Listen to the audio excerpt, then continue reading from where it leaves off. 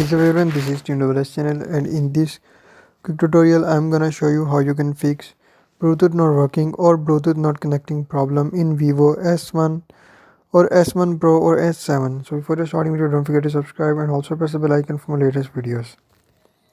So to fix Bluetooth not working or Bluetooth connection problem in Vivo S1, S1 Pro or S7, simply first of all you just need to go to settings. So first of all just open the setting application and follow every single step as I'm showing you in this video.